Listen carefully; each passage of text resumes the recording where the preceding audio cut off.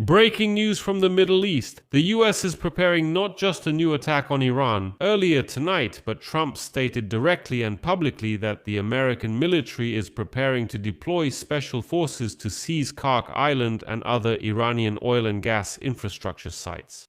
In addition, after 2 nights of bombings, a new wave of strikes is being prepared, but Iran still refuses to make concessions and, on the contrary, is putting forward new demands to Washington. Now Tehran is demanding that Trump unfreeze $12 billion of Iranian assets in order for the Iranian regime to start negotiations.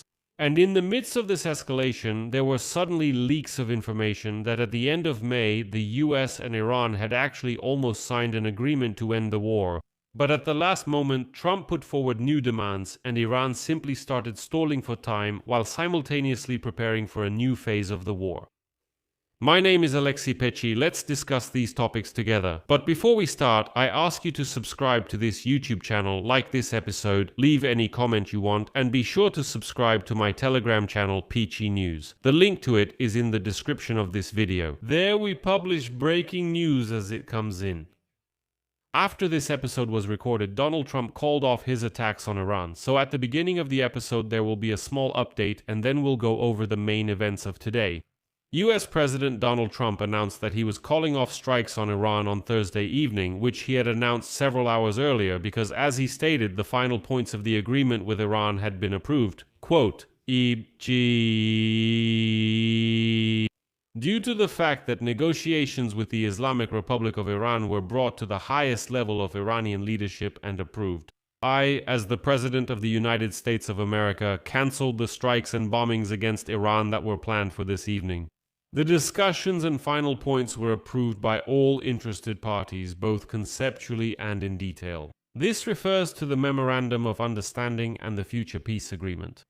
In addition, he listed the United States, Israel, Saudi Arabia, and the United Arab Emirates, Qatar, Turkey, Pakistan, Bahrain, Kuwait, Jordan, and Egypt as countries that participated in the approval of the documents. Quote, the naval blockade will remain fully in effect until this deal is completed. The time and place of signing will be announced soon.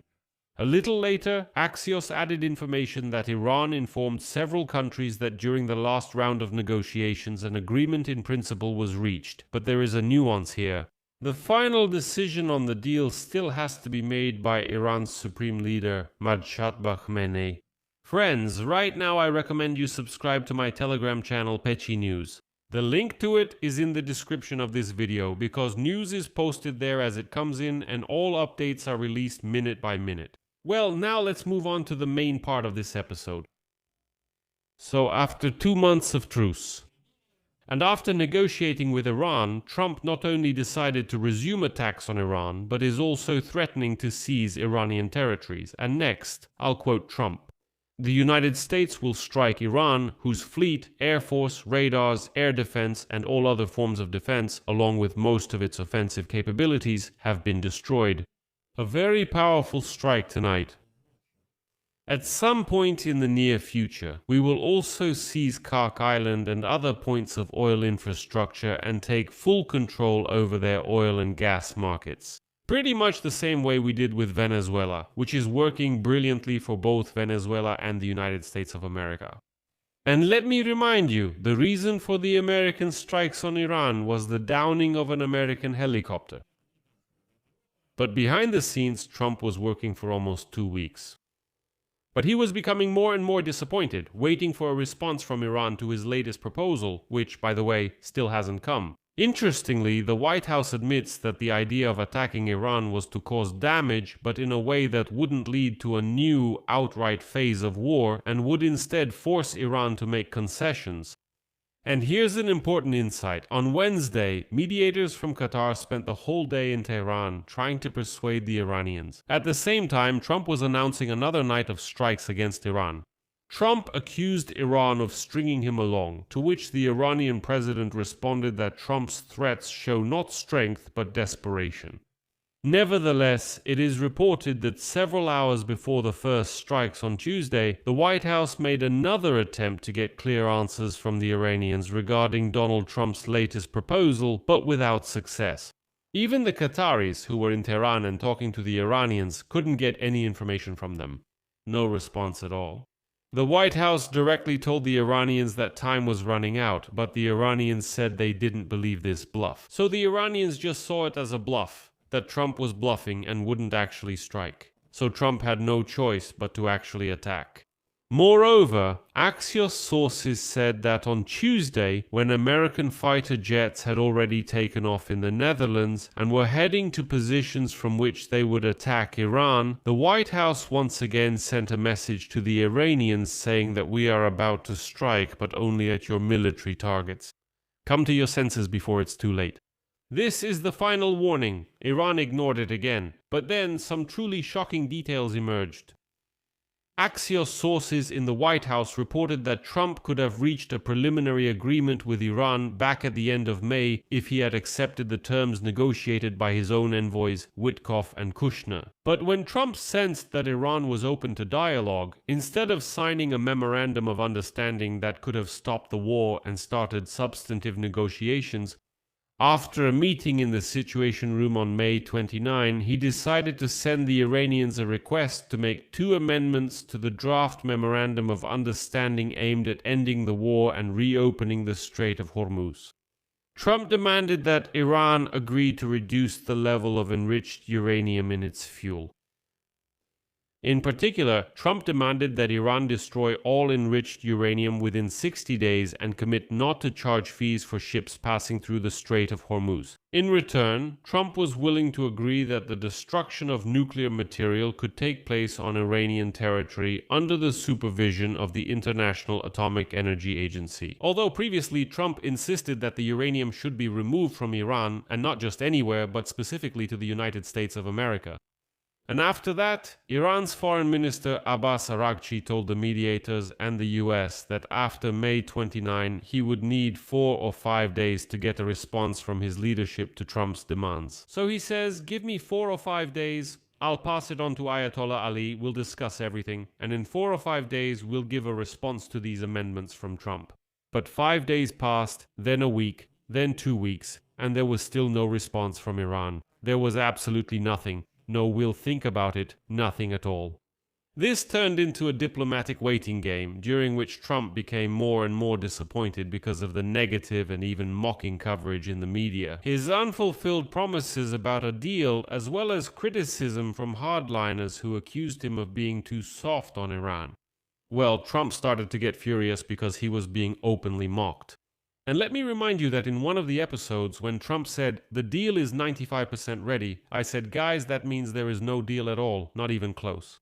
Because that exact phrase about being 95% ready was already used during negotiations to end the war in Ukraine last year.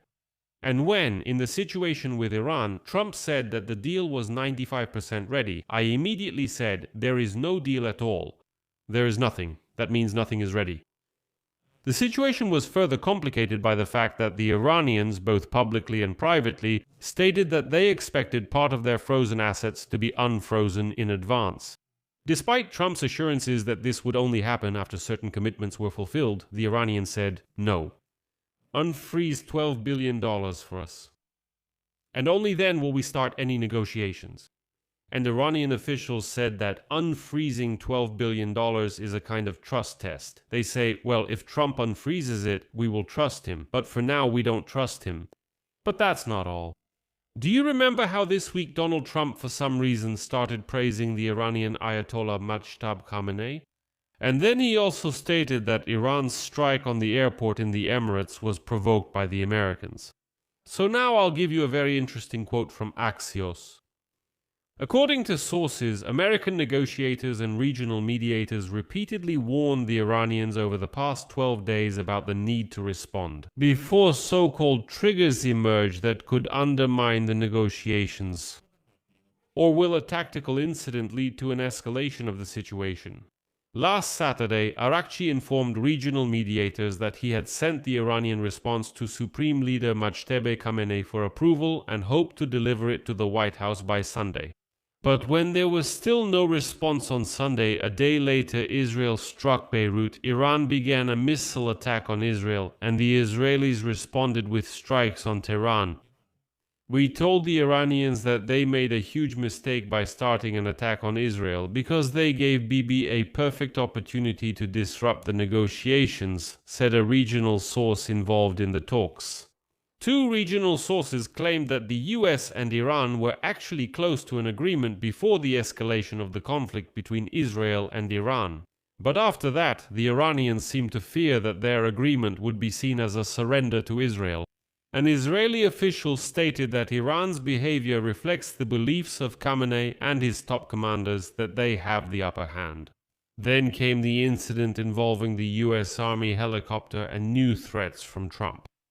And now, perhaps, the American president's administration's desire to force Iran to make concessions by force could really change the situation, but there is also a risk of falling back into the abyss again.